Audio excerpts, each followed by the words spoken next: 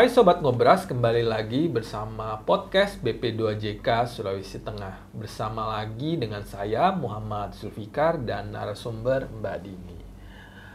Pada kesempatan kali ini kita akan membahas pengadaan konstruksi dengan topik kesalahan fatal dalam evaluasi peralatan konstruksi. Nah, langsung saja kita bertanya ke narasumbernya. Apa aja sih Mbak evaluasi peralatan itu? Ya, baik. Terima kasih atas pertanyaannya, Mas Zul. Jadi, evaluasi peralatan utama itu merupakan salah satu bagian dari evaluasi teknis, yang mana terdiri atas daftar isian peralatan utama beserta bukti kepemilikan peralatan yang dilampirkan. Nah, bukti kepemilikan peralatan itu bisa peralatan atas milik sendiri, sewa beli, atau berupa peralatan sewa dari pemberi sewa.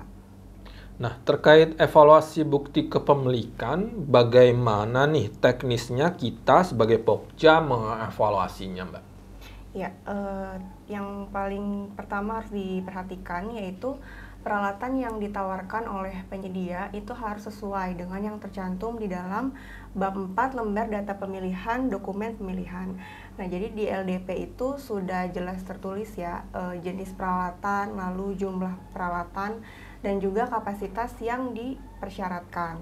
Nah, penyedia harus menyampaikan yang pertama itu daftar isian peralatan utamanya terlebih dahulu. Nah, lalu baru melampirkan bukti kepemilikan peralatannya. Nah, yang harus diperhatikan lagi adalah antara daftar isian peralatan dan juga bukti kepemilikan peralatan itu harus sesuai. Jadi misalnya dipersyaratkan ekskavator nih, lalu di daftar isian peralatan si peserta ini dia menyampaikan ekskavator merek Kobelco begitu.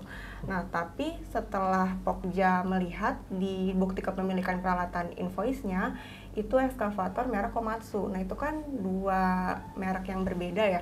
Jadi itu terjadi ketidaksesuaian antara daftar isian peralatan dengan bukti kepemilikan peralatan yang dilampirkan. Nah, itu tidak bisa kita evaluasi, maka hal itu bisa menggugurkan peserta gitu. Lalu selain itu juga yang harus diperhatikan adalah kapasitas. Jadi misalnya di dalam LDP itu dipersyaratkan dump truck misalnya dengan kapasitas minimal 8 meter kubik. Nah, maka penyedia harus menawarkan peralatan dengan paling kecil itu kapasitasnya 8 meter kubik.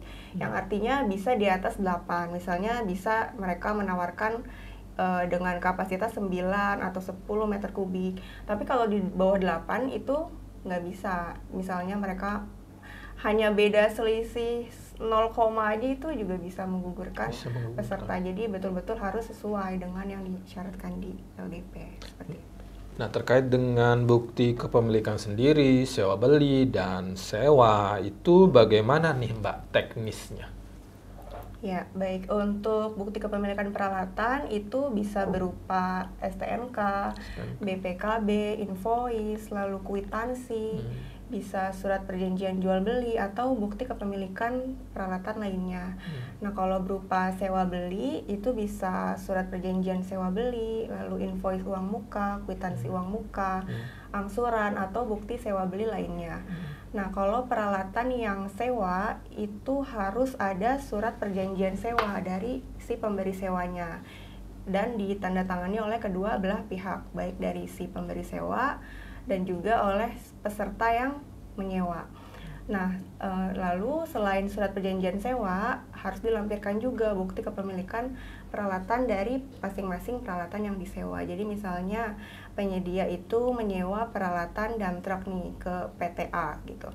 Nah, PTA harus juga memberikan lampiran bukti kepemilikannya, yaitu berupa STNK dari dump truck yang disewa tersebut begitu, dan harus sesuai juga antara surat perjanjian sewanya misalnya dump truck merek Hino gitu. Nah, nanti bukti kepemilikannya juga harus sesuai merek Hino gitu. Terus yang harus diperhatikan juga jumlahnya nih. Misalnya yang disyaratkan di LDP itu dump trucknya 3 unit. Nah, jadi bukti kepemilikan yang disampaikan itu juga harus 3 unit begitu dengan nomor polisi yang berbeda. Kalau misalnya ada satu aja yang nggak ada, maka hal itu juga bisa menggugurkan peserta seperti itu. Ya, jadi harus sama ya antara yang ditawarkan sama bukti kepemilikan yang dilampirkan begitu ya Mbak ya. Nah, kemudian ada lagi nggak yang perlu diperhatikan Mbak, hal-hal yang menggugurkan dalam evaluasi peralatan? Ada satu hal penting lagi nih yang harus diperhatikan oleh peserta tender, yaitu mereka harus memastikan setiap peralatan yang ditawarkan itu tidak sedang berkontrak atau terikat pada paket lain, karena jika sampai peralatan itu masih terkontrak, itu juga bisa menggugurkan peserta. Jadi Pokja itu selain mengecek kesesuaian alat, kapasitas, jumlah sesuai dengan yang ada di LDP, Pokja itu juga harus mengecek setiap masing-masing peralatan yang ditawarkan itu apakah sedang berkontrak di paket lain atau tidak, yaitu dengan cara mengecek di aplikasi SIPBJ, Sistem Informasi Pengadaan Barang Jasa. Jika peralatan yang ditawarkan oleh penyedia itu tercantum nih dalam daftar peralatan terkontrak di SIPBJ, terindikasi terkontrak, maka Pokja itu harus melakukan klarifikasi kepada pengguna jasa, dalam hal ini adalah PPK. Seperti itu. Jadi kalau misalnya peralatannya ditemukan setelah diklarifikasi itu ternyata terkontrak, maka hal itu juga bisa menggugurkan peserta. Jadi kalau masih terkontrak sama paket lain, ketika lagi mau mengajukan penawaran dengan paket yang baru itu, kalau masih terkontrak itu bisa menggugurkan gitu ya Mbak ya, efeknya. Jadi ya sebaiknya penyedia bisa memastikan terlebih dahulu ya sebelum mengupload penawaran itu peralatan yang mereka tawarkan itu tidak sedang terikat kontrak. Terkontrak.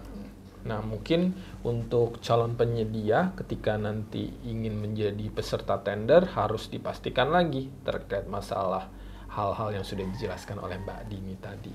Baik, terima kasih kepada narasumber Mbak Dini atas penjelasannya yang sangat detail terkait dengan peralatan konstruksi. Kemudian semoga kedepannya kepada calon penyedia agar bisa menghindari hal-hal yang bisa menggugurkan ini ketika ingin menjadi peserta tender kedepannya. Dan jangan lupa untuk subscribe channel BP2JK Sulawesi Tengah, channel YouTube-nya, dan follow Instagram BP2JK Sulawesi Tengah. Dan apabila ada pertanyaan, silakan bertanya di kolom komentar. Sampai jumpa, salam ngobras!